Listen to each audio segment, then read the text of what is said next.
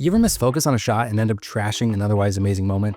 Well, this software claims to help you refocus your shot after the fact. So is Topaz Photo AI a true game changer for photo editing? I'll show you some examples and give you my thoughts in this video, which is unbiased. They did not pay me to make it. I bought the software myself. And in fact, this video is actually sponsored by Squarespace. More on that later. The software from Topaz looks incredibly impressive. For photography, they claim powerful denoising while maintaining details, upscaling images to 16x, and bringing things into focus that you missed in the moment. Crazy if true, right? Let's take a look. I like running Topaz as a plugin in Lightroom, but you can also launch the standalone version if you prefer. So I want to test out the different features and see how they look on my photos. Here's an incredibly underexposed photo shot at ISO 1000. I also have the exposure cranked up to almost 4 stops. I'll open it in Topaz. Lightroom will prompt me to create an editable copy. I'll just use the default TIFF settings. And when you first open Topaz, you'll probably see a split view like this with the original image on the left and the processed version on the right. You could change that view down at the bottom. It'll automatically analyze your photo and suggest enhancements to make here at the bottom. You can also just select from the Add Enhancements blue button here at the top. Now, before I denoise it, I do want to just test out the Remove Objects tool to get rid of these exit signs. Just paint with a brush. And then you can adjust the speed and quality with the slider. This is a pretty simple removal, so I will opt for speed over quality. Okay, this took a really long time and doesn't really even look good. So I guess I would save the Remove Objects feature for Photoshop or Lightroom. With every enhancement you make, it will create layers here that can be rearranged or adjusted as you work. So by default, it's denoising the entire image, but you can also change the selection to denoise just your subject or background or whatever. You can go into the Edit Selection tab to paint with a brush and make further adjustments. Now I do want the entire image denoised, so I will leave that as is. For the AI model, normal is selected by default. We could try strong. I think that's too much, so I don't even want to see what extreme looks like. Let's go back to normal. I'm going to increase the strength and try adding in some original detail. Now I'm going to try using the Recover Faces enhancement. It'll do its best to identify all the faces. You can choose to recover all of them or just the ones they deem to be low quality. I'll leave the mode at realistic and the strength at 80. So here's without Recover Faces on, and here's with it. Some people can look a little weird with it, but I think it's passable. Let's look at the before and after. If we're happy with it, we can export it back to Lightroom. Let's try another example. Here's a photo of me taking a photo shot at ISO 4000, throw it into Topaz and add some denoise. It's looking a little weird. We've got some coloration spots. It's just kind of smudgy overall. Now, I've played with some of the adjustments and haven't really gotten better results, but I'll go ahead and send it back to Lightroom. Now, I've seen this error a few times while working with Topaz, and I'm not sure what it does that Lightroom doesn't like. Probably the fact that the image is black and white. I don't know, but I was able to open the TIFF file in Photoshop and export JPEGs from there. Okay, I did some more digging, and it turns out Topaz actually prefers if you denoise the raw image as opposed to a TIFF. So in Lightroom, it's File, Plugin Extras, Process Image in Topaz.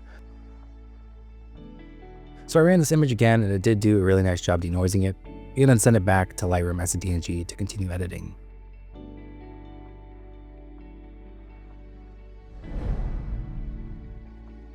Next, maybe the most interesting feature is Superfocus, which is currently in beta.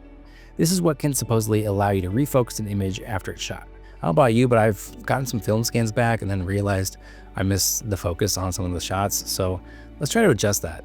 In Superfocus mode, I want to go to Edit Selection to tell it what to focus on. I'm going to try Subject, see if it can mask out the car for me. And it did a good job. So this whole process can take a long time to render. Even this small preview window they give you takes a long time to load. But I'll go ahead and render this out and see what it looks like. This is pretty impressive. I feel like this really salvaged the shot. But let's try it with a human subject. Here, the shutter speed was a little too slow, and as a result, our subjects are a little blurry. Let's see if we can fix that.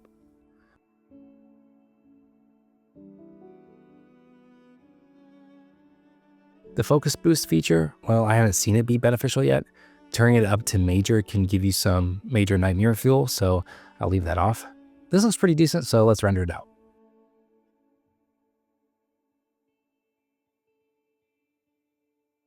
This took 24 minutes to render, but what do you think? Does it make the shot usable? I think yeah, if it's your favorite shot in a series and is a little blurry, Superfocus might be able to salvage it, but it's still going to give you some weird AI stuff, and it is in beta, so I'm sure it'll only improve over time. Here are a few other examples.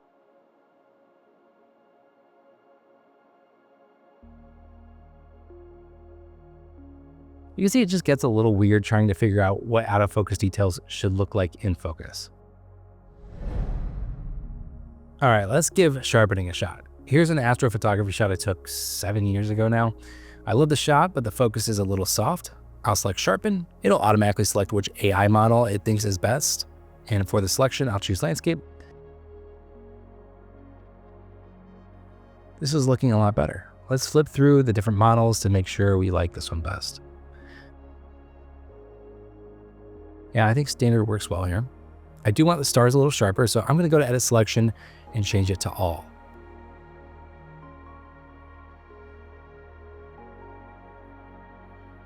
And I want the strength pretty high, maybe mid 60s. This is looking really nice. I also want to try out the balance color enhancement to see what that looks like.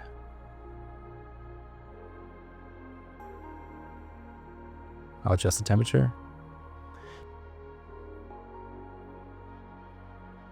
Yeah, I kind of like this better than my original edit. All right, let's look at the before and after.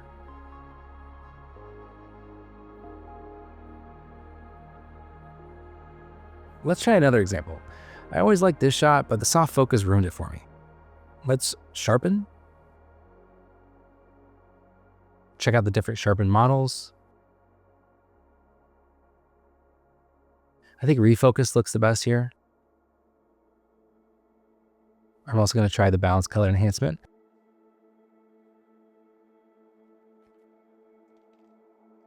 Maybe cool down the temperature a little. Yeah, I like this a lot.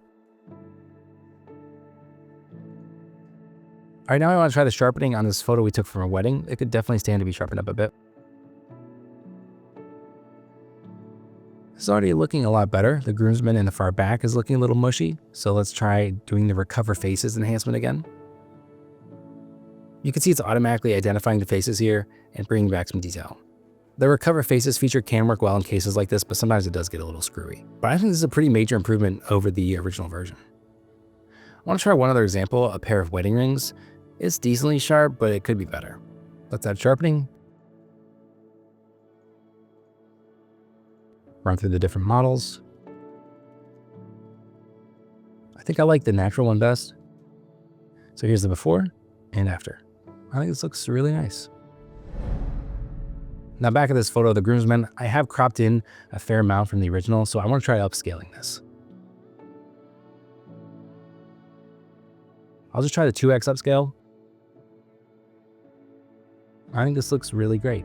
All right, so let's look at the original photo. I'm going to scale it up to 200% here in Premiere and compare it to the sharpened and upscaled version from Topaz. Here are a few other examples.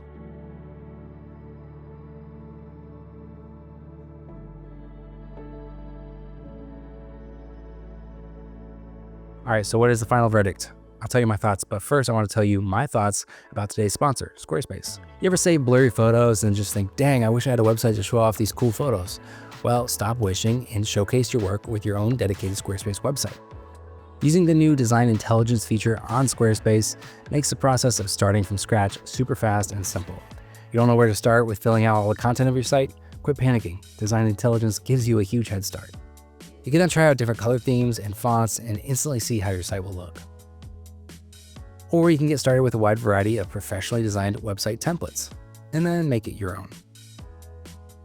And when you're ready to book clients, you can easily create professional proposals, estimates, and contracts to make it all official.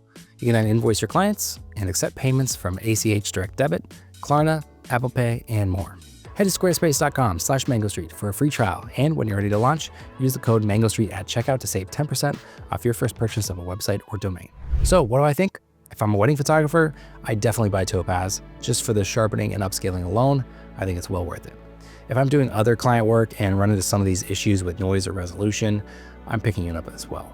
Again, this video is not sponsored and I don't have an affiliate link, so I personally don't care whether or not you buy it, but I was pretty impressed and I'm glad I bought it. That's all for this one. See you in the next one.